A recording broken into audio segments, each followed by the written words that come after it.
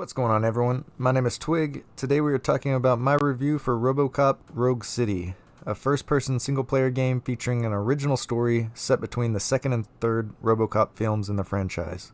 First off, I just want to mention that I am a lover of video games and an avid achievement hunter.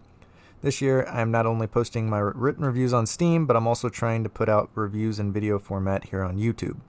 I've been a huge fan of RoboCop ever since I was little, and I loved every second of this game, so making this review has been a fun time. This game is set in old Detroit, which is basically a dystopian near-future Detroit that is impoverished and overrun with criminal activity. Just to give a little backstory, you play as RoboCop, who was originally a Detroit Police Department officer named Alex Murphy, who was brutally murdered by a notorious career criminal. While being legally dead, he was handpicked to be converted into a heavily armored police cyborg. As time goes on, you slowly start to recover your memory with the help of your partner, Ann Lewis. This game starts off with you rolling up to a crime scene to help rescue hostages at the Channel 9 news studio, where you get a look at some of the main bad guys right at the start.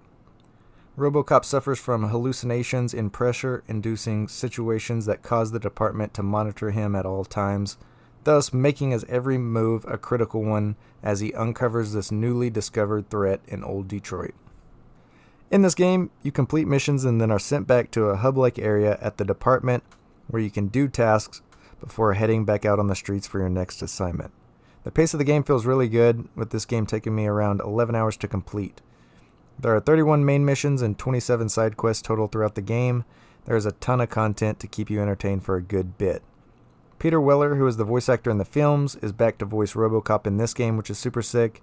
And this game is pretty linear, but there are missions that open the area up to do side quests, which in turn give more insight on the world around you. The gunplay was probably my favorite thing, with you feeling like a complete tank mowing enemies down. There are a variety of weapons, as well as enemies as you progress through the story. You can take care of bad guys by bursting in guns blazing, or you can strategically take out each enemy one by one. Rogue City stays true to the feel of the franchise, delivering an R-rated, humorous, over-the-top shooter gaming experience filled with awesome one-liners. You can try to squeeze a confession out of him. If I get my hands on him, I will squeeze more than just a confession. If you're interested in achievements, there are 27 needed to 100% this game, and overall, they are not that difficult to obtain. I published a complete guide on Steam that breaks down all the story-related achievements and what you need to unlock those, as well as all the specific task achievements. And also I wanted to mention there is a level select in this game, so you can always go back and reload a specific level. In my opinion, the specific task achievements were super cool to shoot for, with you having to do things like eliminating 3 enemies with 1 explosive, maxing out a skill, and scoring 250 points in the shooting range. There are not any grindy achievements, and honestly all of them are easily obtainable on your first playthrough, especially using a guide. What's pretty cool is with the most recent update, there is now an NG Plus feature that wasn't there at launch, along with additional added content like a new difficulty mode. And you also get the new Golden Gun if you go New Game Plus. From testing this game on Steam Deck, I will say this game ran really well.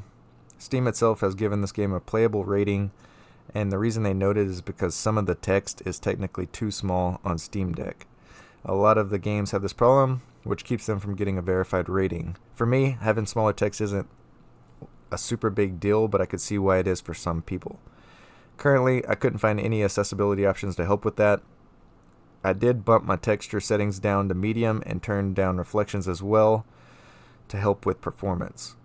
I didn't play a lot on the deck, but I did see the game run better in certain areas than others, which I think is to be expected. I think it helps that this is a slower paced first-person shooter that doesn't have like a lot of things going on around you. Overall, I think this game feels like a true love letter to the RoboCop films. Bravo to Teon for creating such a fun, retro-feeling experience. I think this game is a great buy, especially being $30 on sale and $50 at normal price. You will definitely get a good amount of gameplay and have a great time playing as the legendary part man, part machine. If you enjoyed this review, give it a like, or better yet, if you enjoy RoboCop, give it a like. I'm constantly working on games, trying to 100% them. Whether it be new titles, backlog titles, so recommend me some down below. I've been recommended Knights of the Old Republic 2 and Grand Blue Fantasy Relink, so those are 2 I'm going to have to check out whenever I get time. My Steam profile is public and linked down below, so feel free to add me. Thank you all for making it this far if you have, and I will catch you in the next one. Peace.